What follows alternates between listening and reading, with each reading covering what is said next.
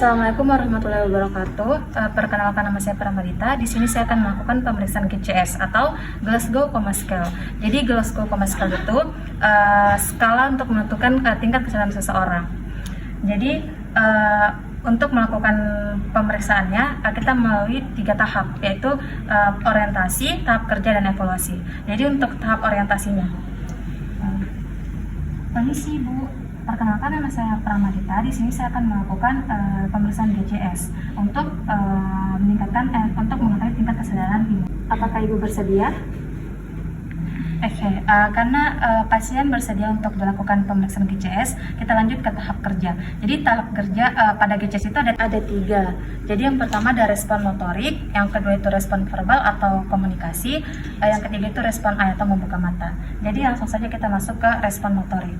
Pada respon motorik itu terdapat 6 nilai untuk tingkat kesadarannya. Jadi pada nilai ke-6 itu mampu mengikuti perintah sederhana. Contohnya seperti mengangkat tangan. Permisi Ibu, apakah Ibu bisa mengangkat tangan Ibu? Jika pasien bisa mengangkat tangan atau bisa mengikuti perintah dari pemeriksa, berarti pasien memiliki nilai 6 dalam pemeriksaan GCS untuk sistem respon motorik. Diberi nilai 5 ketika pasien dapat menentukan lokasi nyeri. Lalu diberi nilai 4 ketika fleksi menjauh dari rangsangan nyeri atau pasien mengalami reaksi menghindar, tetapi tidak mampu menunjukkan lokasi nyeri. Contohnya seperti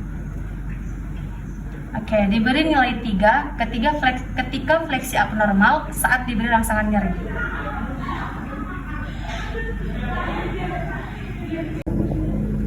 Diberi nilai 2 ketika ekstensi abnormal saat diberikan rangsangan nyeri. Diberi nilai 1 ketika tidak ada respon sama sekali. Jadi ketika kita memberikan rangsangan nyeri, pasien tidak ada respon.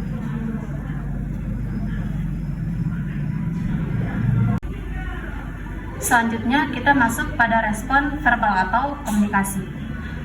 Diberi nilai 5 ketika pasien orientasi penuh atau baik dan mampu berbicara, menjawab dengan kalimat yang baik, tahu berada di mana, waktu, tempat, nama, dan umur.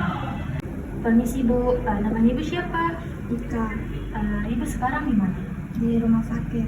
Ibu tahu sekarang ada apa? Selasa Sekarang jam berapa? jam 2. Oke. Diberi nilai 4 ketika klien dapat berbicara dalam kalimat namun ada disorientasi waktu dan tempat, atau pasien memasang raut wajah yang bingung. Permisi Bu, Ibu tahu sekarang Ibu di mana? Ibu tahu nama Ibu siapa? Diberi nilai 3 ketika pasien bisa bicara, kata-kata yang diucapkan jelas tetapi tidak nyambung dengan apa yang ditanyakan oleh pemeriksa. Permisi Bu, Ibu sekarang ada di mana? Sekarang hari apa Bu? Oke. Diberi nilai 2 ketika pasien mengerang. Permisi Bu, apakah Ibu sudah makan? Diberi nilai 1 ketika klien tidak ada jawaban sama sekali. Permisi Bu, namanya Ibu siapa? Ibu sekarang di mana? Selanjutnya kita masuk pada respon eye atau membuka mata. Diberi nilai 4 ketika pasien membuka mata spontan, misalnya saat disentuh. Diberi nilai 3 ketika pasien membuka mata saat diperintahkan untuk membuka mata. Permisi Bu, apakah Ibu bisa membuka mata? Diberi nilai 2 ketika pasien membuka mata saat diberi rangsangan nyeri.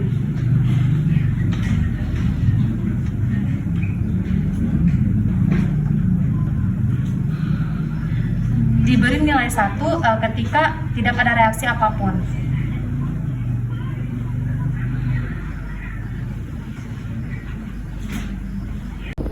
Kesimpulannya, pada pemeriksaan GCS, ketika pasien mendapatkan skor 9 sampai 15, maka pasien dinyatakan tidak koma. Dan ketika pasien mendapatkan skor di bawah 9, maka pasien dinyatakan koma. Untuk pemeriksaan GCS ini nilai kesadaran full itu 15 dan untuk skor terendahnya itu 3. Baik, itulah tadi pemeriksaan GCS yang saya lakukan. Kurang dan lebihnya mohon dimaafkan. Semoga bermanfaat. Perkenalkan, nama saya Dominikus Mawate. Di sini saya akan melakukan range of motion atau ROM. Jadi pengertian ROM itu adalah latihan isotonik yang dilakukan klien dengan menggerakkan sendi sesuai dengan rentang geraknya yang normal. Jadi tujuannya itu yang pertama mempertahankan atau menggerakkan kekuatan dan kelenturan otot. Kedua itu mencegah kontraktur dan kekakuan pada persendian. Dan yang ketiga itu untuk melancarkan peredaran darah. Jadi kita masuk di fase orientasi. Assalamualaikum Pak. Perkenalkan, nama saya Dominikus Mawate ya Pak. Jadi di sini saya akan melakukan motion atau ROM. Tujuannya itu Pak untuk agar otot dan persendian Bapak tidak kaku dan supaya peredaran darah Bapak lancar. Jadi apakah Bapak bersedia? Oke, baik ya Pak. Jadi baik, kita langsung masuk di tahap kerja. Melakukan pergerakan pada bahu. Permisi ya Pak.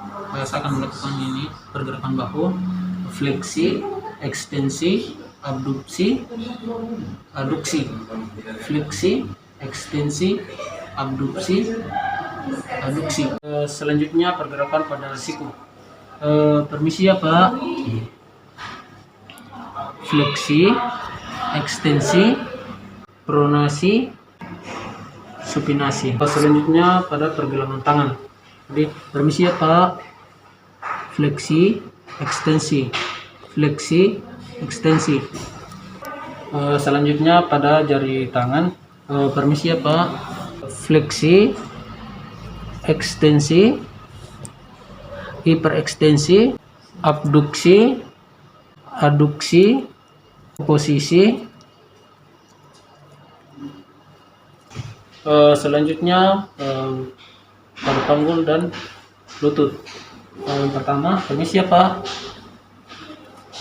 Fleksi, ekstensi, ulang ya Pak. Fleksi, ekstensi. Selanjutnya pada tungkai. Permisi ya Pak. Yang pertama, dorsifleksi, plantar fleksi, inverse, everse, fleksi, ekstensi. Saya ulangi ya Pak. Dorsifleksi, plantar fleksi, inverse, everse, fleksi, ekstensi. Terakhir pergerakan pada leher. Permisi ya Pak.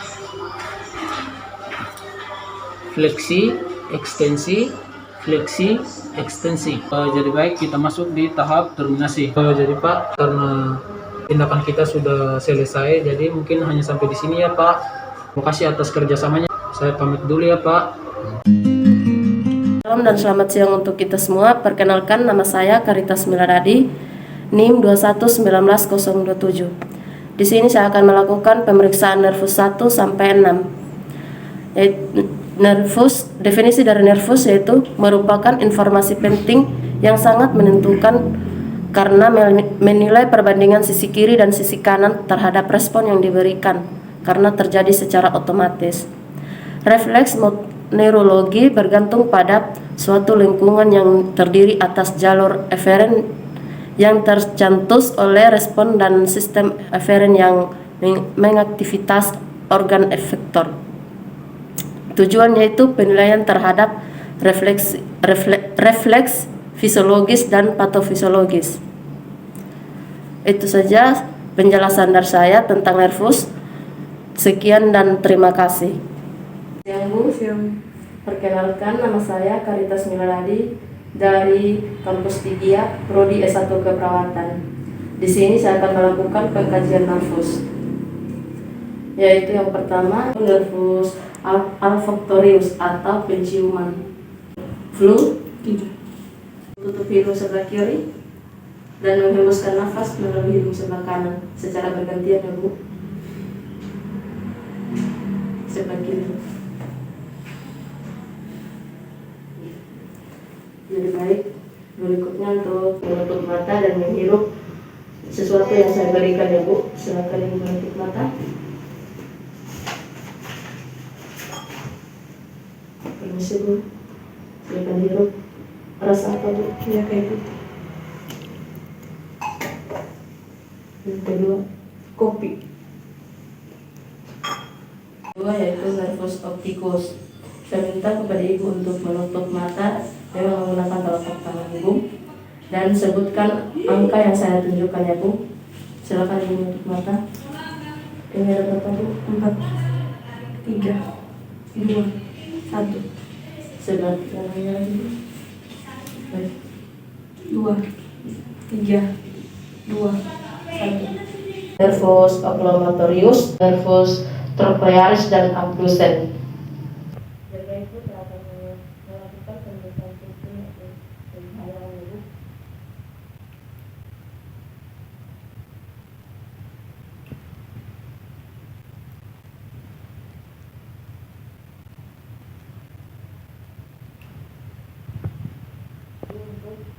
Mengikuti arah bendanya ya Bu.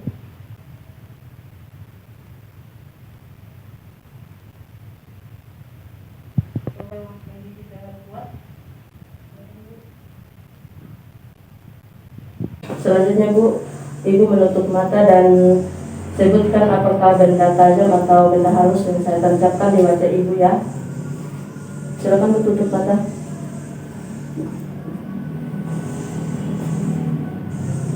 Halus. Kasar. Halus. Kasar. Halus. Halus. Halus. Terima kasih ya Bu atas kerjasamanya. Ya sama-sama sus. Salam dan selamat siang. Perkenalkan nama saya Adrian Siratu, NIM 2119005. Di sini saya akan melanjutkan penjelasan berkaitan dengan pengkajian nervus 7 sampai 12. Salam dan selamat siang Ibu. Siang. Perkenalkan nama saya Perawat Andi. Jadi di sini saya akan melakukan pengkajian atau tindakan berkaitan dengan pemeriksaan nervus. Jadi, yang berikut adalah nervus facialis atau kesimetrisan gerakan wajah. Jadi, permisi ya Bu. Yang pertama pemeriksaan secara motorik. Jadi di sini kita minta pasien untuk mengangkat kedua alis mata. Yang berikut adalah merenyit. Ini.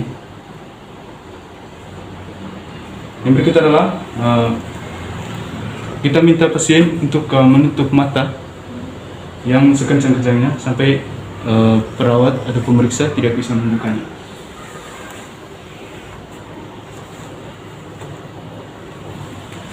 Jadi yang berikut adalah minta pasien untuk tersenyum. Jadi bisa buka sini. Bisa tersenyum.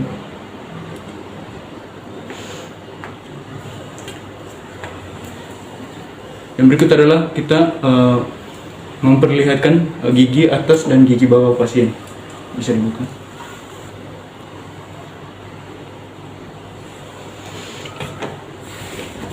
Itu adalah tindakan secara motorik. Selanjutnya secara sensorik. Jadi kita minta pasien untuk menutup mata. Kita minta pasien untuk membuka mulut. Yang berikutnya adalah kita minta pasien untuk menjulurkan lidahnya untuk mencoba apakah lidah pasien masih normal atau tidak. Jadi bisa menjulurkan lidahnya.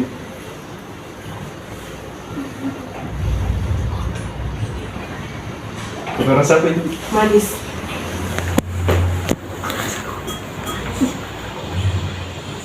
bisa menjulurkan lidahnya.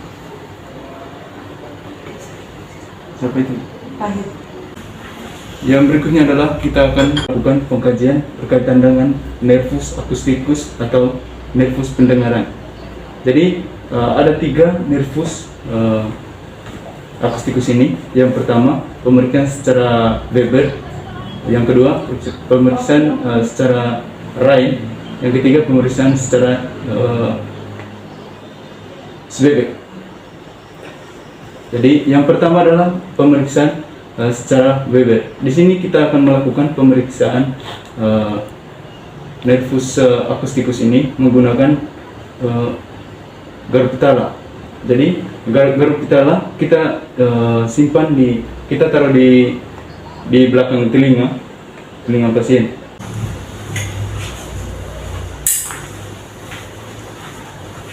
Terdengar? Terdengar?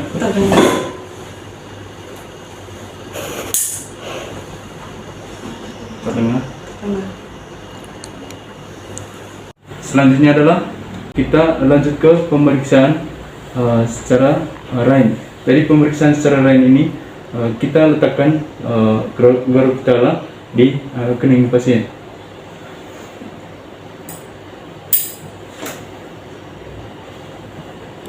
Apakah terdengar? Mana yang dominan terdengar? Apakah telinga yang sebelah kiri atau kanan?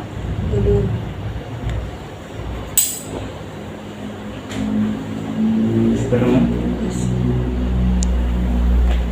Selanjutnya adalah kita lanjut ke pemeriksaan secara Schwebeck. Jadi pemeriksaan secara Schwebeck ini adalah pemeriksaan menggunakan garuk pitala yang didengarkan oleh pasien dan si pemeriksa. Jadi langsung saja dengar, terdengar, dengar, dengar,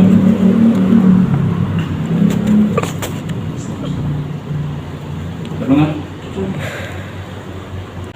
Yang berikutnya adalah pemeriksaan nervus glossopharyngeus, pharyngeus dan vagus. Jadi pemeriksaan glossopharyngeus dan vagus ini adalah pemeriksaan suara dan bicara pasien. Jadi yang pertama tindakan yang kita lakukan adalah proses menelan pasien. Jadi apakah terdapat kesulitan menelan atau apa? Jadi di sini kita akan menyuruh pasien untuk meminum air.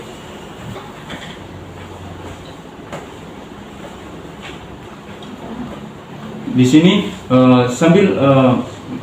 sambil pasien meminum air, kita harus memperhatikan jakun pasien apakah bergerak atau tidak. Kita akan menyuruh pasien menyebut A secara keras sambil kita memperhatikan palatum apakah simetris atau tidak.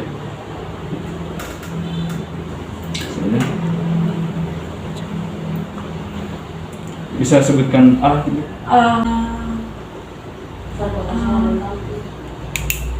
Yang berikut adalah kita akan melakukan pemeriksaan berkaitan dengan nervus accessorius, gerakan bahu dan leher. Jadi ini berguna untuk mengetahui apakah bahu dari pasien simetris atau tidak.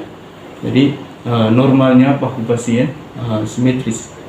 Jadi kita menekan dari atas bahu pasien. Coba lihat. Sambil pasien mengangkat bahunya.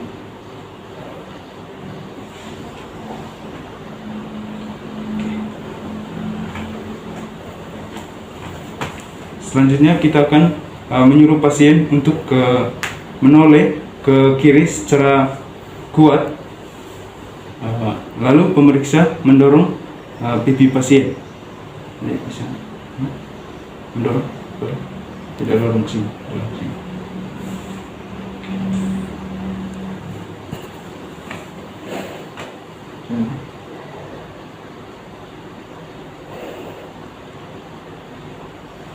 adalah pemeriksaan nervus hypoglosssus. Dari pemeriksaan nervus hypoglosssus ini atau pemeriksaan kesimetrisan dan posisi lidah. Jadi kita akan menyuruh pasien untuk menyebutkan ular lari lurus di lorong-lorong ketemu gorong-gorong. Bisa sebutkan. Ular lari lurus di lorong ketemu gorong-gorong. Minta pasien untuk menjulurkan lidah, berguna untuk mengetahui apakah lidah pasien atau tidak. Bisa julurkan lidah. Jadi jika lidah pasien paralisis ke sebelah kiri, jadi yang bermasalah adalah bagian kiri. Jadi jika paralisisnya ke sebelah kanan, yang bermasalah adalah sebelah kanan. Yang berikut adalah saya menyuruh pasien untuk menjulurkan lidahnya. Setelah itu pasien untuk menggerakkan lidahnya ke samping kiri dan ke samping kanan.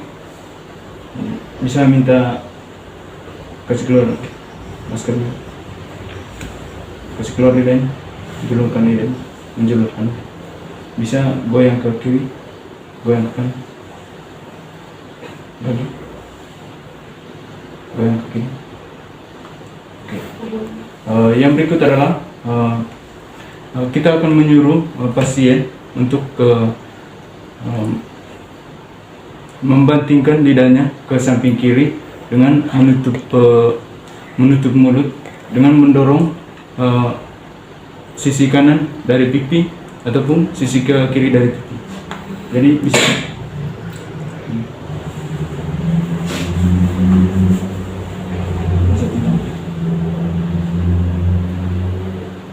Ibu, terima kasih atas kerjasamanya karena sekian pertemuan kita hari ini dan juga sekian juga tindakan saya hari ini. Saya ucapkan terima kasih kepada Ibu. Baik, Assalamualaikum warahmatullahi wabarakatuh. Perkenalkan, nama saya Asmawati Yusuf, NIM 2119032. Jadi di sini saya akan melakukan pengkajian tanda rangsang mendingan. Yaitu tanda rangsang mendingan adalah suatu manifestasi yang timbul akibat peradangan selaput otak atau di rongga suprakonoid. Jadi langkah pertama yang kita lakukan yaitu dengan melakukan pemeriksaan kaki uduk. Langkah pertama yaitu dengan meletakkan tangan kiri kita di bawah kepala pasien. Yang kedua, meletakkan tangan kanan kita di dada pasien. Kemudian kepala ditegakkan, difleksi dan diusahakan agar dagu mencapai dada.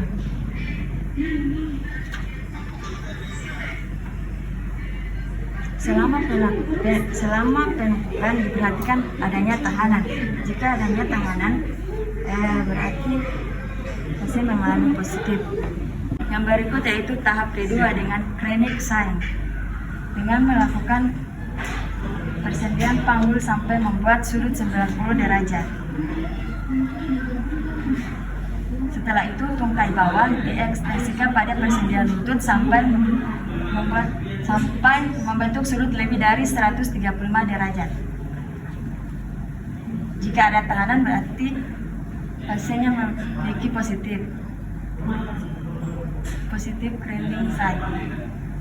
Baik, selanjutnya yaitu dengan tahapan Brudzinski sign. Brudzinski sign yaitu ada dua. Yang pertama, kita mengulang gerakan seperti yang pertama itu kaku kuduk. Bila timbul gerakan secara reflektorik berupa fleksi tungkai kontralateral pada sendi lutut dan panggul atau refleksi pada kedua kaki ini menandakan tes positif.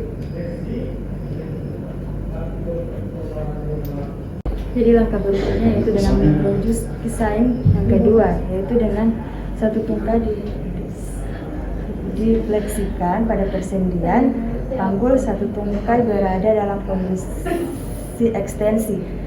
Jika tungkai satu ikut fleksi maka tandanya positif.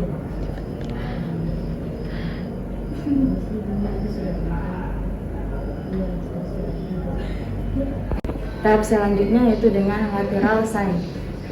Jika satu jengkal diangkat 70 derajat, tidak ada tahanan atau pasien merasakan nyeri, berarti dinyatakan positif. Jika tidak ada tahanan atau tidak merasakan nyeri, dinyatakan normal atau negatif.